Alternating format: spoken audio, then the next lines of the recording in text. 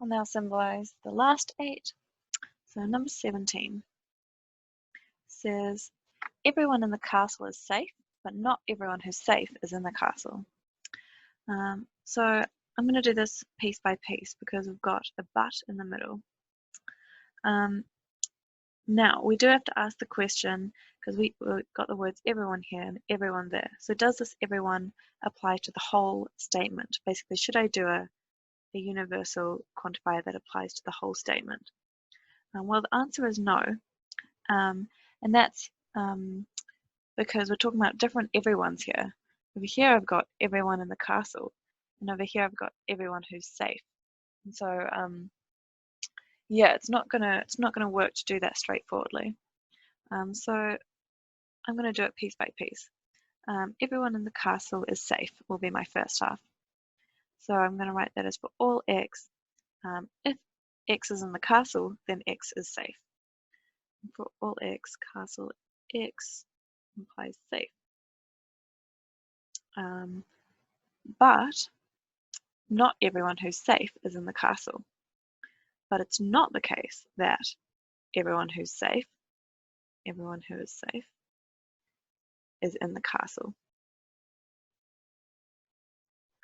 And so this sort of also shows this also shows another reason why I can't just do a for all x and applying it to the whole statement, is because I've got a for all x here and I've got a not for all x here. So the one is actually talking about for all x, and one is talking about the opposite of for all x. It's talking about not everyone. So that is another, just another way to show you that we can't do a for all, a universal quantifier at the start of this whole statement that applies to the whole thing.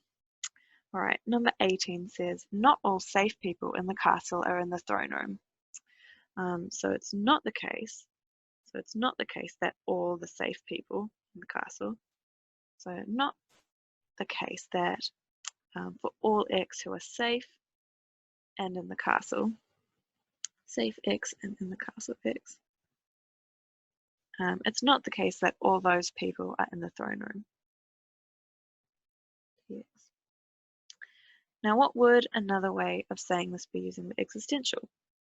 We're looking at what we're trying to symbolize. It says not all safe people in the castle are in the throne room. So a way to use the existential would be to say that some safe people in the castle are not in the throne room.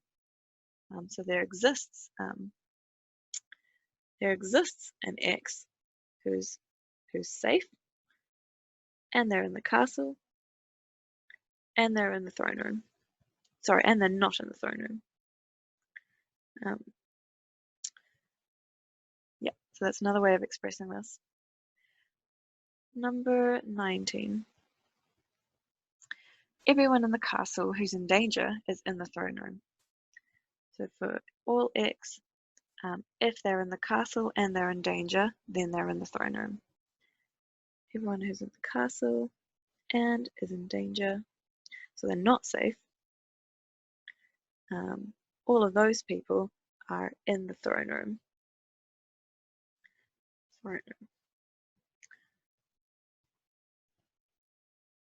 Number 20. If the king and the duke are both in the throne room, nobody in there is safe. So I'm going to expand the nobody in there to mean nobody in the throne room. So if the king and the duke are both in the throne room, in the throne room is the king, and in the throne room is the duke. So if that's the case, then nobody in the throne room is safe.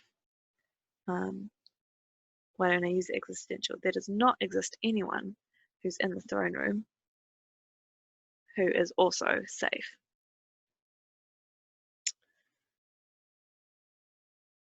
And another way I could write this would be, then everyone who's in the throne room is not safe. For all x, if tx, then not sx. Number 21. Someone is safe, but it's not the king. All right, so someone is safe, but it's not the king. So to write someone is safe, I'm going to write there exists someone, exists an X, and that X is safe. Someone is safe, but it's not the king. Now, it might be helpful to think, it'd be nice to say that, how can I represent that the king is not this somebody? And that will be very useful and will sort of unlock a lot of potential for us when we introduce that in the coming weeks. But we don't at the moment have a way to say that one object is another object. So the closest thing the closest way to represent that it's not the king, that safe person is not the king, is for me to say that the king is not safe. It's not the case that the king is safe. But you can look forward in future weeks to a way of expressing whether something is the same thing as another thing. Number 22. Someone in the castle is safe, but they're not in the throne room. So there exists someone who is in the castle and they're safe. In the castle and they're safe.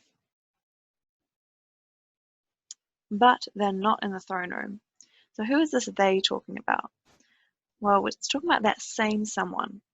So that's why I have to keep it within the scope of this quantifier.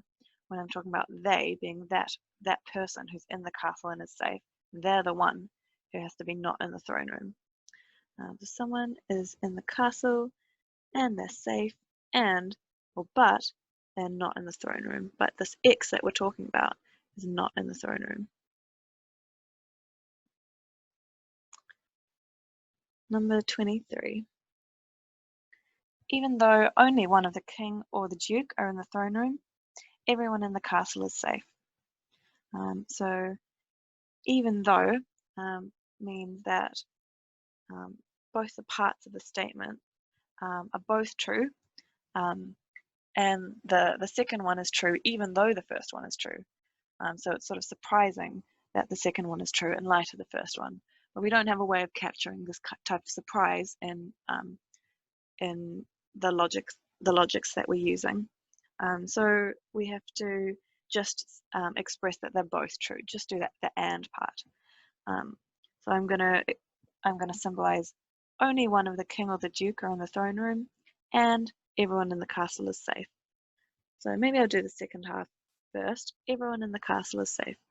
For all X, if they're in the castle, if X is in the castle, then X is safe. But how do I represent this first part, which is that only one of the king or the duke are in the throne room? So I could write the king is in the throne room and the duke is not. Not the case that the duke is in the throne room.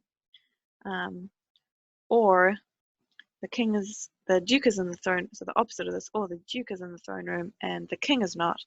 But a simpler way to write that will be the negation of a biconditional. The throne room contains the king.